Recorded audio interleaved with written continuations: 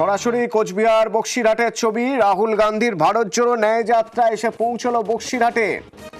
আমার প্রতিনিধি ইরন আমার সঙ্গে রয়েছেন, সেখান থেকে সরাসরি তার সঙ্গে কথা বলবো, জানতে চাইবো। এদিক থেকে অধীর রঞ্জন চৌধুরী সেখানে তাকে স্বাগত জানানোর জন্য তৈরি হয়েছিলেন, মঞ্চ তৈরি হয়েছে সেখানে। ইরন, কি দেখতে পাচ্ছ?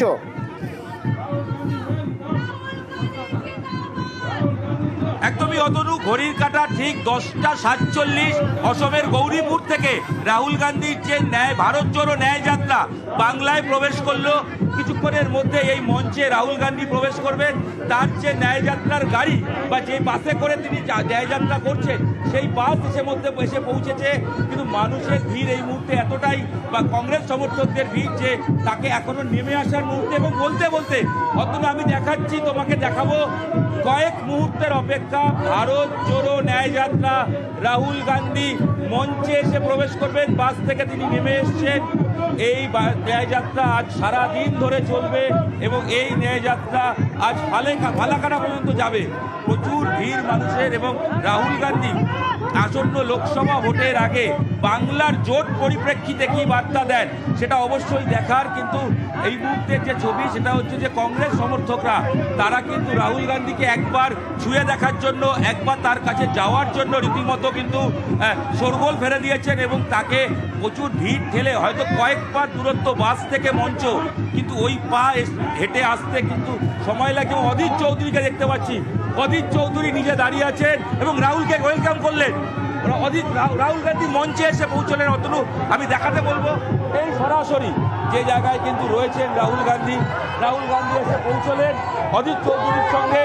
এবং রাহুল গান্ধীকে ঘিরে রাহুল গান্ধী এসে পৌঁছেছে।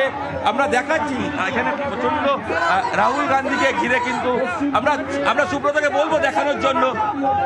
প্রচন্ড অত তুমি দেখতে পাচ্ছ রাহুল গান্ধীকে ঘিরে এই মুহূর্তে উন্মাদনা।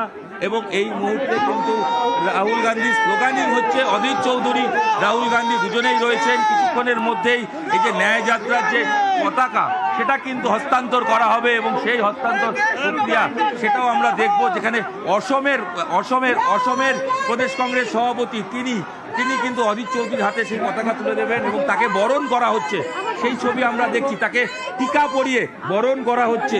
এবং সেই বরণ করার পাশাপাশি তার হাতে কিন্তু ন্যায় যাত্রার মুহূর্তে আমরা দেখতে পাচ্ছি যে এখানে হাতে একটি ফুলের তৈরি রাখি, রীতিমতো সেটা কিন্তু হাতে পরানো হচ্ছে।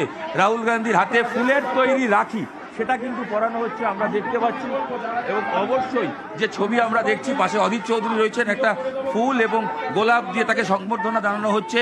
এবং তাকে স্থানীয় যে বাদ্যযন্ত্র, সেই বাদ্যযন্ত্র উত্তরবঙ্গের সেই ভাওয়াইয়া, সেই যন্ত্র কিন্তু তার হাতে তুলে দেওয়া হলো এবং তাকে কিন্তু সংবর্ধনা জানানো হচ্ছে। পাশাপাশি দুর্গা ঠাকুরের ছবি, অর্থাৎ কাঠের তৈরি দুর্গা, কিন্তু তার হাতে তুলে দেওয়া হলো। এবং রাহুল গান্ধী এই মুহূর্তে স্পষ্ট তাকে ঘিরে আমরা দেখছি, তার হাতে অধীর চৌধুরী কাঠের তৈরি দুর্গা সেটা তুলে দিচ্ছেন এবং হাত তুলে দুর্গা ঠাকুর দেখাচ্ছেন রাহুল গান্ধী।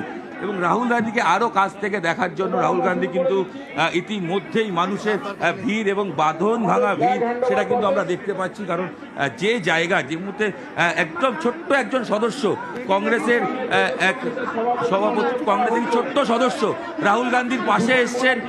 রাহুলকে সংবর্ধনা জানাতে একটি ছোট্ট বাচ্চা সেও এসছে, সেই ছবিও কিন্তু আমরা দেখতে পাচ্ছি।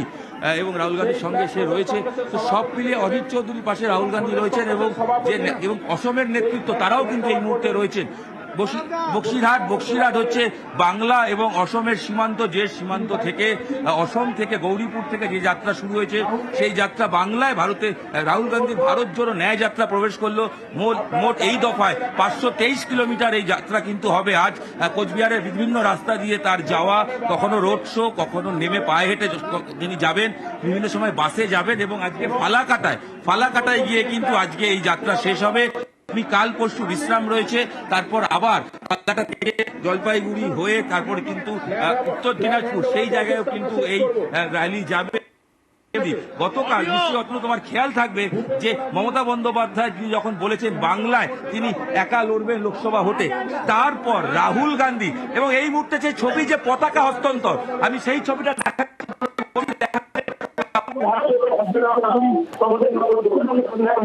হিরণ, থাকবো আমরা, এই ছবি দেখবো, আমরা দেখবো এই ছবি তোমার মাধ্যমে আমরা, এবং এই খবরেই নজর থাকবে আমাদের। রাহুল গান্ধী বক্সিরহাটে পৌঁছে গিয়েছেন কোচবিহারের ন্যায় যাত্রার, ভারত জোড়ো ন্যায় যাত্রায়। অধীর চৌধুরী রয়েছেন সেখানে, এই ছবি দেখাবো আপনাদের সরাসরি।